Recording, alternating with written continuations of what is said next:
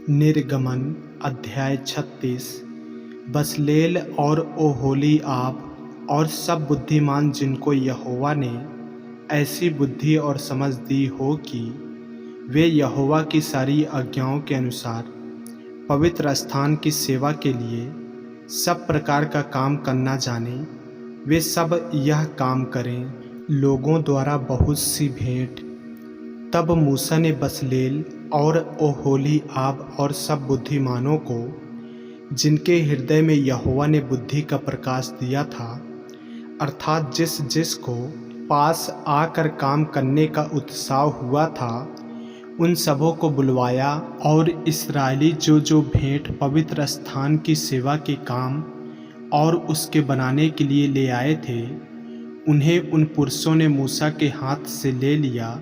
तब भी लोग प्रति भोर को उसके पास भेंट अपनी इच्छा से लाते रहे, और जितने बुद्धिमान पवित्र स्थान का काम करते थे, वे सब अपना अपना काम छोड़कर मूसा के पास आए और कहने लगे, जिस काम को करने की आज्ञा यहोवा ने दी है, उसके लिए जितना चाहिए उससे अधिक वे ले आए हैं। तब मूसा ने सारी छावनी में इस आज्ञा का प्रचार करवाया, क्या पुरुष क्या स्त्री कोई पवित्र स्थान के लिए और भेंट न लाए। इस प्रकार लोग और भेंट लाने से रोके गए, क्योंकि सब काम बनाने के लिए जितना सामान आवश्यक था, उससे अधिक बनाने वालों के पास आ चुका था। निवास स्थान का निर्माण। काम करने वाले जितने बुद्धिमान थे, उन्होंने निवास के लिए बटी हुई सूक्ष्म सनी के कपड़े के और नीले बैजनी और लाल रंग के कपड़े के 10 पर्दों को काढ़े हुए करूबों सहित बनाया। एक एक पर्दे की लंबाई 28 हाथ और चौड़ाई 4 हाथ की हुई। सब पर्दे एक ही नाप के बने। उसने 5 पर्दे एक दूसरे से जोड़ दिए और फिर दूसरे 5 पर्दे भी एक दूसरे से जोड़ दिए, और जहाँ ये पर्दे जोड़े गए, वहाँ दोनों छोरों पर उसने नीले नीले फंदे लगाए। उसने दोनों छोरों में 50-50 फंदे इस प्रकार लगाए कि वे एक दूसरे के सामने थे, और उसने सोने के 50 अंकड़े बनाए और उनके द्वारा पर्दों को एक दूसरे से ऐसे जोड़ा कि निवास मिलकर एक हो गया। फिर निवास के ऊपर के तंबू के लिए उसने बकरी के बाल के 11 पर्दे बनाए। एक एक पर्दे की लंबाई 30 हाथ और चौड़ाई 4 हाथ की हुई, और 11 पर्दे एक ही नाप के थे। इनमें से उसने 5 पर्दे अलग और 6 पर्दे अलग जोड़ दिए, और जहाँ दोनों जोड़े गए, वहाँ की छोरों में उसने 50-50 फंदे लगाए। और उसने तंबू के जोड़ने के लिए पीतल के 50 अंकड़े भी बनाए, जिससे वह एक हो जाए।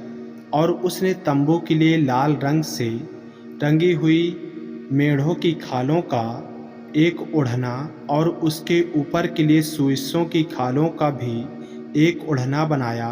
फिर उसने निवास के लिए बबूल की लकड़ी की तख्तों को खड़े रहने के लिए बनाया।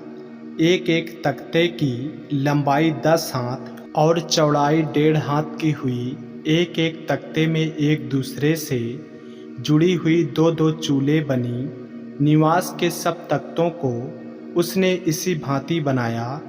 उसने निवास के लिए तख्तों को इसी रीति से बनाया कि दक्षिण की ओर 20 तख्ते लगे, और इन 20 तख्तों के नीचे चांदी की 40 कुर्सियाँ, अर्थात एक एक तख्ते के नीचे उसकी 2 चूलों के लिए उसने 2 कुर्सियाँ बनाई। और निवास की दूसरी ओर, अर्थात उत्तर की ओर के लिए भी उसने 20 तख्ते बनाए, और इनके लिए भी उसने चांदी की 40 कुर्सियाँ, अर्थात एक एक तख्ते के नीचे 2-2 कुर्सियाँ बनाई। और निवास की पिछली ओर, अर्थात पश्चिम की ओर के लिए उसने 6 तख्ते बनाए, और पिछले भाग में निवास के कोनों के लिए उसने 2 तख्ते बनाए। वे नीचे से 2-2 भाग के बने, और दोनों भाग ऊपर के सिर तक एक एक कड़े में मिलाए गए। उसने उन दोनों तख्तों का आकार ऐसा ही बनाया। इस प्रकार 8 तख्ते हुए और उनकी चांदी की 16 कुर्सियाँ हुई, अर्थात एक एक तख्ते के नीचे 2-2 कुर्सियाँ हुईं।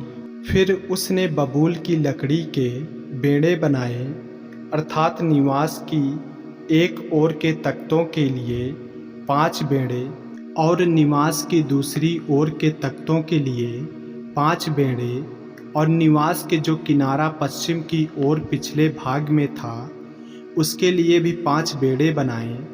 और उसने बीच वाले बेंड़ों को तख्तों के मध्य में तंबू के एक सिरे से दूसरे सिरे तक पहुंचाने के लिए बनाया, और तख्तों को उसने सोने से मढ़ा। और बेंड़ों के घर का काम देने वाले कड़ों को सोने के बनाया और बेंड़ों को भी सोने से मढ़ा। फिर उसने नीले बैजनी और लाल रंग के कपड़े का और बटी हुई सूक्ष्म सनी वाले कपड़े का बीच वाला पर्दा बनाया। वह कढ़ाई के काम किए हुए करूबों के साथ बना। उसने उसके लिए बबूल के 4 खंभे बनाए और उनको सोने से मढ़ा। उनकी घुंडियाँ सोने की बनी और उसने उनके लिए चांदी की 4 कुर्सियाँ ढालीं। उसने तंबू के द्वार के लिए भी नीले बैजनी और लाल रंग के कपड़े का और बटी हुई सूक्ष्म सनी के कपड़े का कढ़ाई का काम किया हुआ पर्दा बनाया। और उसने घुंडियों समेत उसके 5 खंभे भी बनाए और उनके सिरों और जोड़ने की छड़ों को सोने से मढ़ा और उनकी 5 कुर्सियाँ पीतल की बनाई। आमीन। ऐसे ही वचनों को सुनने के लिए हमारे चैनल को सब्सक्राइब करें और बेल आइकन के बटन को दबाएं। और यदि आप हमारे फेसबुक पेज पर, इंस्टाग्राम पे नए हैं तो हमारे पवित्र बाइबल को फॉलो करें, लाइक करें, ताकि परमेश्वर का वचन रोजाना आप तक पहुंच सके। जय मसीह की। प्रभु आपको आशीष दे।